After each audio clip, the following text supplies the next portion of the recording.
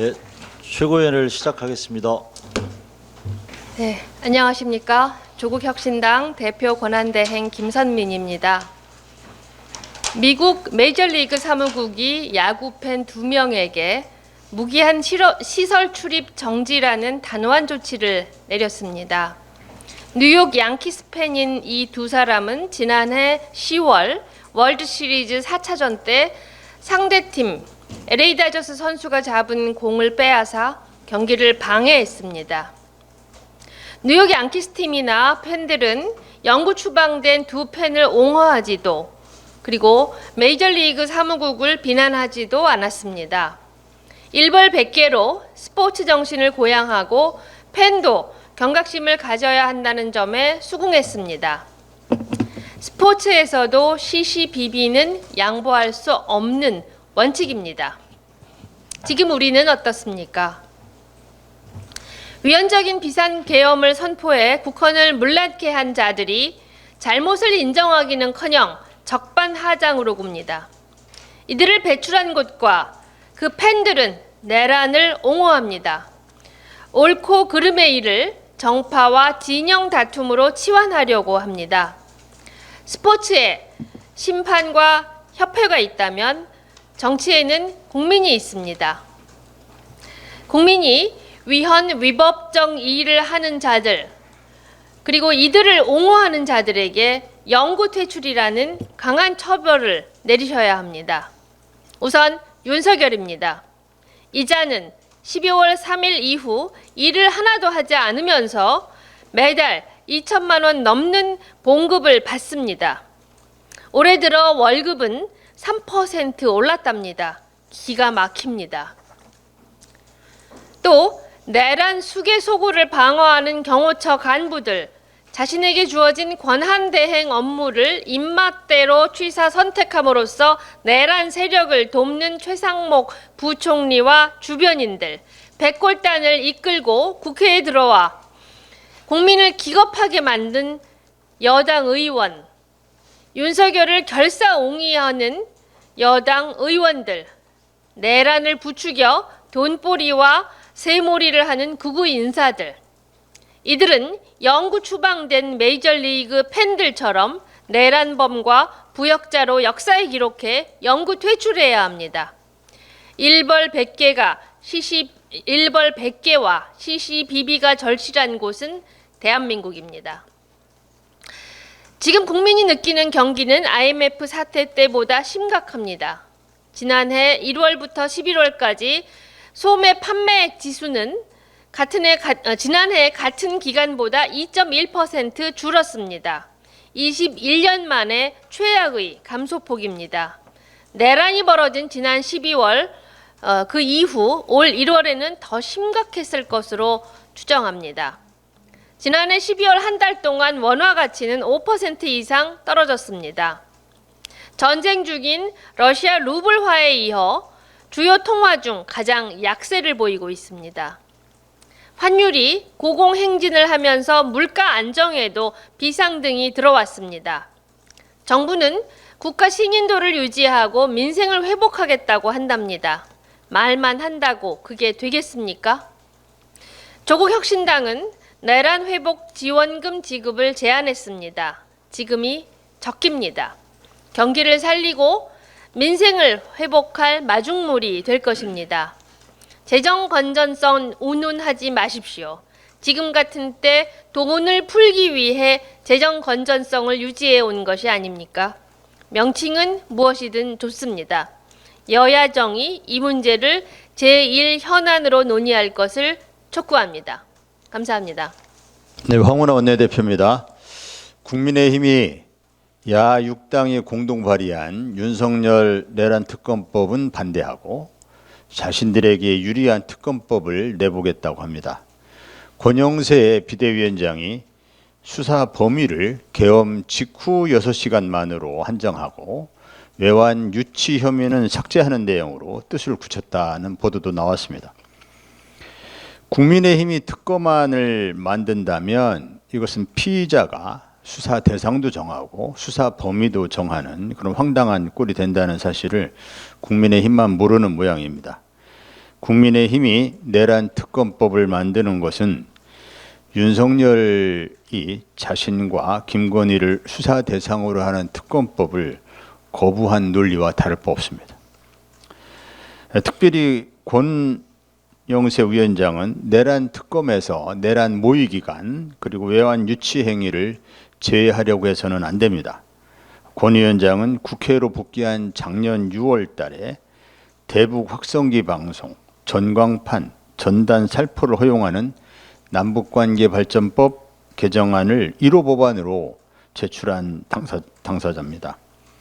검찰 특수본이 공개한 자료에 의하면 내란 수괴의 윤석열은 작년 3월 말 삼청동 안가에서 김용현, 신원식, 조태용, 여인영 등을 만나서 비상대권을 모의했습니다.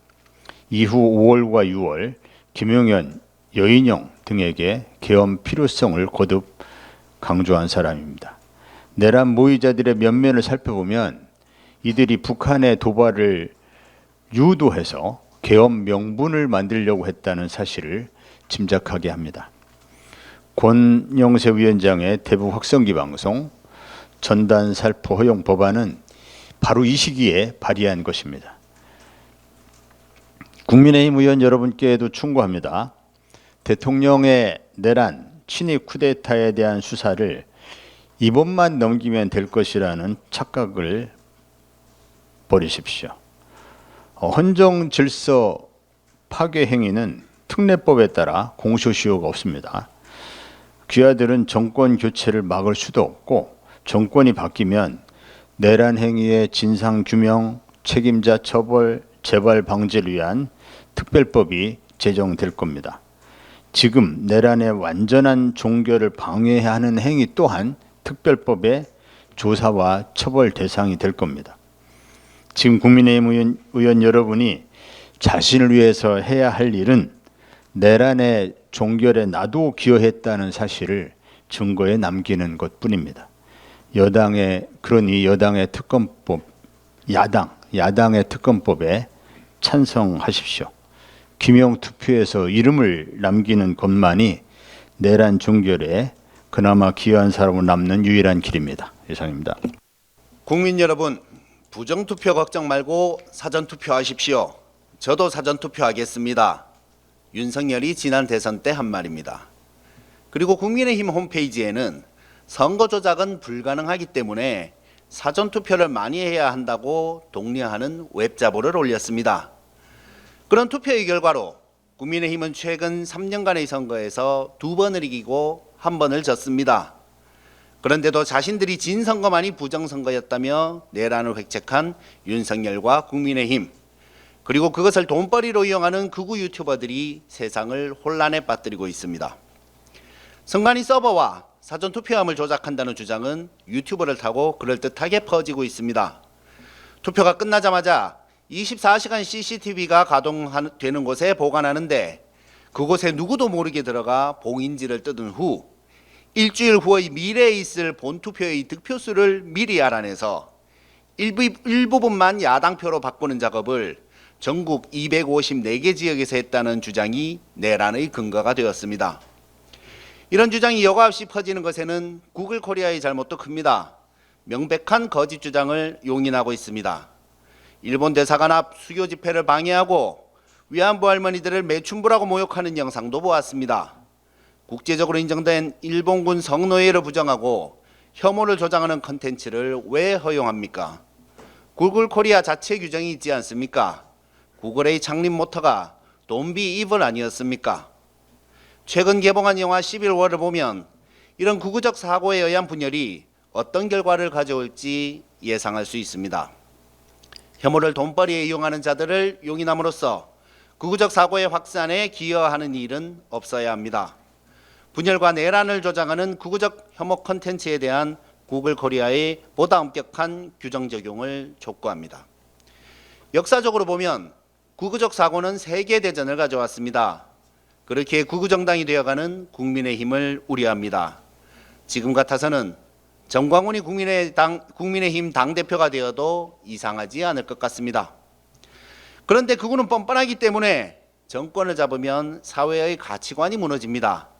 내란을 획책하고도 퇴직급여를 신청한 김용영 같은 이들, 아무 생각 없는 김민정 같은 이들이 사회의 다수가 된다고 생각해 보십시오. 끔찍하지 않습니까? 더 심각한 것은 종교인들이 극우가 되어 신자들을 호도하는 점입니다. 예수님은 사랑을 말씀하셨는데 예수의 이름을 팔아 교회를 운영하는 목회자들은 혐오를 부추깁니다. 이 와중에 꼼벤투알 수도회 신부님의 말씀이 종교의 참 의미를 다시 일깨우고 있습니다. 쌍용차 노동자들과 연대 활동을 하다 벌금형을 받았는데 어르신 신부님께서 벌금은 가난한 이웃들에게 기부하고 피정한다고 생각하고 노역형을 다녀왔으면 좋겠다고 하셨답니다. 먹여주고 재워주는데 가난한 이웃을 위해 몸으로 때우는 것이 낫지 않겠냐는 그 말씀에서 예수님의 향기를 느낍니다. 단테의 신곡에서 행동하지 않고 도덕적 중립을 지킨 비겁한 자들은 천국과 지옥 모두에서 거부당한 영혼들로 묘사됩니다. 그리고 존 F 케네디는 이를 다소 과장하여 지옥의 가장 뜨거운 것은 도덕적 위기의 시대에 중립을 지킨 자들을 위해 예약되어 있습니다라고 말한 바 있습니다.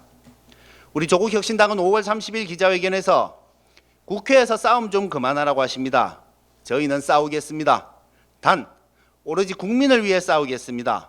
국민 다수, 사회경제적 약자를 위해 싸우겠습니다. 라고 선언했습니다. 명백하게 잘잘못이 드러나고 있는 현재의 대한민국에서 점잖은 척, 좌도 나쁘고 우도 나쁘다는 식의 이야기나 정치를 우리는 하지 않습니다. 더 치열하게 옳고 그름을 밝히고 더 독하게 싸우겠습니다. 최고위원 서왕진입니다. 기득권 엘리트가 남발하는 언어의 왜곡과 오염이 점입가경입니다. 언어의 왜곡은 왜곡된 인식에서 유래하고 그 언어는 다시 인식의 왜곡을 양산한다는 점에서 결코 가볍게 볼 수 없는 문제입니다. 요즘 국격이라는 단어만큼 오염되고 왜곡된 말도 없을 것입니다. 윤석열의 체포 및 수사와 관련하여 입만 열면 국격을 운운하는 국민의힘에게 묻습니다. 윤석열이 대통령이 된 이래 국격을 드높인 사례를 단 하나라도 제시할 수 있습니까? 바이든 난리면에서 시작하여 대일 굴종외교, 음주와 경로, 부산 엑스포 유치 실패, 그리고 주술 정권이라는 오명에 이르기까지 우리 국민은 한 나라의 대통령에게 기대하는 최소한의 역량과 품격 대신 부끄러움만 감내해야 했습니다. 그것도 부족해 결국 12.3 비상계엄으로 나라의 수준을 40년 전으로 후퇴시켰습니다. 그래놓고는 자신의 행위에 대해 정상적인 사법 절차를 통해 당당하게 소명하는 대신 전 세계가 지켜보는 가운데 관저에 숨어 농성전을 벌이는 자로부터 지켜야 할 국격이 있습니까? 헌법기구인 국회를 무력화하려고 경찰과 무장병력을 투입한 12월 3일에 국회를 지키는 대신 당사에 숨어 쿠데타의 성패나 기다리던 국민의힘에게 국격이란 무엇을 의미하는 걸까요? 대통령 권한대행 최상목의 언어는 더욱 가관입니다. 헌법과 사법체계에 근거하여 합법적으로 발부된 윤석열에 대한 체포영장 집행을 막는 경호처의 불법 행위를 공수처와 경호처라는 두 기관 간 갈등이라고 규정합니다. 한술 더 떠 여야가 합의하여 위헌적 요소가 없는 특검법을 마련해 공수처와 경호처의 극한 대립을 해소해달라며 대치 국면의 책임을 국회에 떠넘기고 있습니다. 현재 국민의힘의 행태를 보면 야당과 내란 특검법을 합의할 가능성이 전혀 없다는 것을 뻔히 알면서 여야 합의를 요구하는 것은 윤석열에 대한 탄핵과 수사를 늦추려는 꼼수에 불과합니다. 여야 합의를 핑계로 윤석열과 극우 세력을 편드는 기회주의적 처신은 전임 한덕수와 판박이입니다. 국격을 지키고 국가의 기본 질서를 가장 잘 유지해야 할 현직 대통령과 그의 권한대행이 국격과 국법 질서를 정면으로 파괴하는 현실은 대한민국이 처한 위기의 심각성을 뚜렷이 드러냅니다. 위기 상황을 극복하는데 야권의 성찰도 요구되는 국면입니다.